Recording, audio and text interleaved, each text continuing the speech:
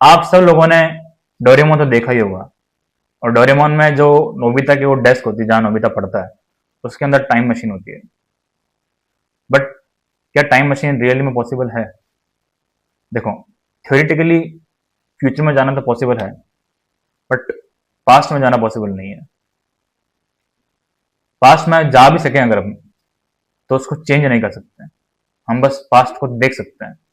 अब पास्ट को देखने के लिए मैंने जितना पढ़ा है, पॉसिबिलिटी ये है कि जैसे कहीं पे भी मूवमेंट होता है, जैसे मैंने मूवमेंट किया हाथों का, ठीक है, तो ये यहाँ के जो पार्टिकल्स हैं वो कुछ ना कुछ मूवमेंट करेंगे। उन मूवमेंट की स्पीड को कैलकुलेट करेंगे, और कैलकुलेट करके पता लगाएंगे कि उन्होंने जो स्पीड ट्रेवल की है और जो उन्होंने मूवमेंट किया है, उस मूवमेंट के टाइम पर क्या एक्टिविटी हुई थी। उस एक्टिविटी से समझेंगे कि पास्ट पास्ट में क्या हुआ था। हम सिर्फ पास्ट को देख सकते हैं, उसको बदल नहीं सकते। और अगर हम बदलें तो इसको कहते हैं ग्रैंड फादर पैराडॉक्स। पैराडॉक्स कहते हैं इसको साइंटिफिक लैंग्वेज में। अगर सोचो आप पास्ट में जाओ और आप अपने दादा को रोक दो शादी करने से।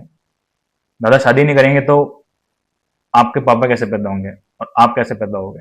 अगर आप पैदा नहीं होगे तो आप पास्ट में गए कैसे? ये एक पूरा लूप बन चुका है, और पूरा लूप डिस्टर्ब हो जाता है इससे। इसीलिए समय को भगवान ने अपने हाथों में रखा है। समय ना तो कोई बदल सकता है, और ना ही समय को कोई तोड़ सकता है। और रही फ्यूचर में जाने की बात, तो आइंस्टीन ने कहा है टाइम एंड स्पेस दोनों एक ही धागे में बंधे हुए हैं। अगर आप किसी चीज को लाइट की स्पीड से, लाइट की स्पीड होती है 3 × 10⁸ मीटर पर सेकेंड,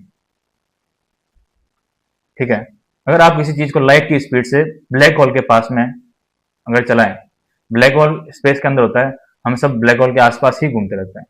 अगर हम लाइट की स्पीड से किसी चीज को ब्लैक होल के पास में चलाएं, तो वहां की जो टाइम है वो स्टेबल हो जाएगा, और अर्थ का टाइम फिर भी चलता रहेगा। अगर सोचो, वहां अगर लाइट की स्पीड से किसी चीज को चला रहे हैं अपन, तो वहां का टाइम रुक चुका है, और अर्थ का टाइम 10 साल आगे निकल चुका है। अगर वो वापस अर्थ पे जाता है तो वो देखेगा कि मेरे जो रिलेटिव्स हैं, मेरे आसपास के लोग हैं, वो 10 साल बूढ़े हो चुके हैं। मतलब कि वो इंसान ऑलरेडी फ्यूचर में पहुंच चुका है। ऐसा एक एक्सपेरिमेंट नासा ने किया था दो ट्विंस के साथ में। उसने क्या किया, एक को तो धरती पे रखा और एक को स्पेस में भेजा, और स्पेस में लाइट की स्पीड से ट्रेवल करवाया। मतलब near to light speed, light की स्पीड से ट्रेवल करना बहुत ज्यादा मुश्किल है। नियर टू लाइट की स्पीड ट्रेवल करवाया, तो उसने देखा जो स्पेस में था और जो धरती पे था, वो कुछ नैनो सेकेंड्स का उनमें गैप आ चुका था। धरती वाला वो 1-2 सेकेंड्स ज्यादा उसकी उम्र बढ़ चुकी थी, और जो स्पेस में था उसकी उम्र वहीं पे थी। उम्मीद है आप सबको समझ में आ रहा होगा।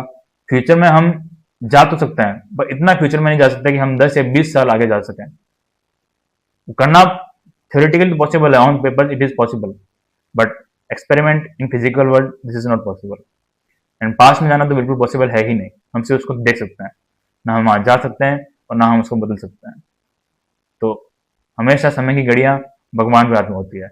आपका समय भी जरूर आएगा, कोशिश करते रहिएगा। अतीत में जो हुआ उसको भूल जाओ, क्योंकि ना तो आप अतीत में जा सकते हो और ना आप अतीत को बदल सकते हो। जय हिंद, जय भारत। मिलते हैं अगले वीडियो में, जब तक के लिए सब खैर।